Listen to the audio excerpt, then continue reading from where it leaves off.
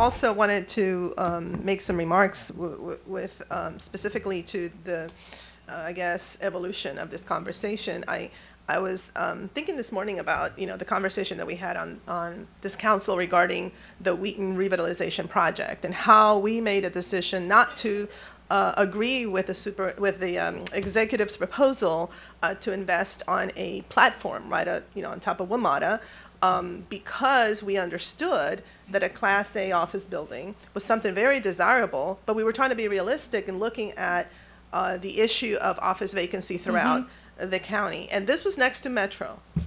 And the council made the decision, and it was criticized, et cetera. I believe is the right decision. Look, we're very close. But we made a decision not to invest on that platform for an office building because we knew that platform would probably sit there empty for many years. And I know I was having nightmares thinking about driving by this platform, up and down Georgia. And so we made a completely different decision for Wheaton. Now, again, this was transit-oriented development. So yes, it's true, Aspen Hill is not transit-oriented. So that's what motivated me when this minor master plan opportunity came about, was the recognition, being realistic, that an office zone for that particular site was just not viable. It was not viable, and it would just sit there as it has all these years. So I just want to put that up front because there's been so much going on, right? That this is catering to a particular owner, that this is, wanting to bring Walmart. For me, the motivation was, what can we do to enhance the opportunities in Aspen Hill, because I'm really tired of the Mid and East County continuing to be completely redlined when it comes to high quality retail. I mean, I've been fighting this fight ever since I was elected to this council. And, it's been very difficult. I mean, I worry that we're in this race of not losing folks that want to move into that part of the county because they're constantly asking those questions. How come I'm paying whatever, $300,000, $500,000, $600,000 for a home, but I don't have the amenities that I want? So that was my motivation in supporting this minor master plan. So then we had the conversation about Walmart, and I agreed. I'm on record, 2011, sent a letter to Mr. Bruce Lee expressing my opposition to something like Walmart for all the reasons that we have described. And I said in this letter, what this community needs is mixed-use, sustainable development that promotes synergy and helps the entire community's economy, looking into issues of pedestrian connectivity, et cetera. I still believe that. So we moved from that to agree on a no combination retail.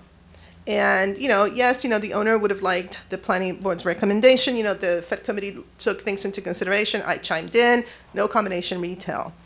And just last week, I was having a conversation at Argyle Middle School with some of the 8th graders and the principals and some parents, and they started asking me about this site. And you would think, well, why would Argyle? I mean, they're in the middle there. This is not necessarily right there, in Aspen Hill, but, folks see themselves, they're not just concentrated on that small area. Folks that live up on Belle Pre all the way to where Argyle Middle School is, they want to know what's happening with Plaza del Mercado. They want to know what's happening with that site. They have dreams, they have aspirations. They want their property values to go up.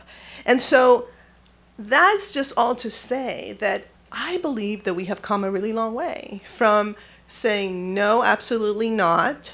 We don't want a Walmart. And the community, that has gotten organized has done a really exceptional job. And I think we have really compromised, so to the point that it's not what the owner necessarily wanted.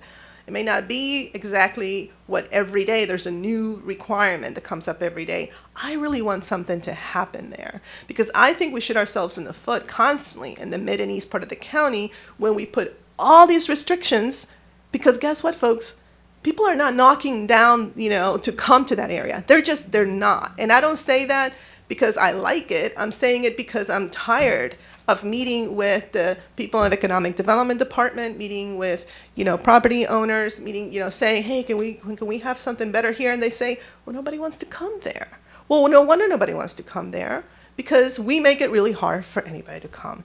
So I completely understand that we need to do whatever we can to ensure that the community has a voice. And I think the community has had a voice. I think we've moved a long way from where we were in the very beginning. I think the Fed recommendation is a sound recommendation.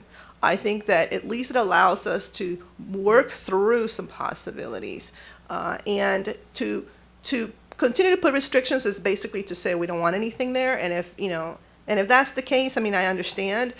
But I think as Councilmember Rice had said, I also talked to a lot of people that are very anxious, and they just kind of wanted the whole thing, anything. And so that's where I am. And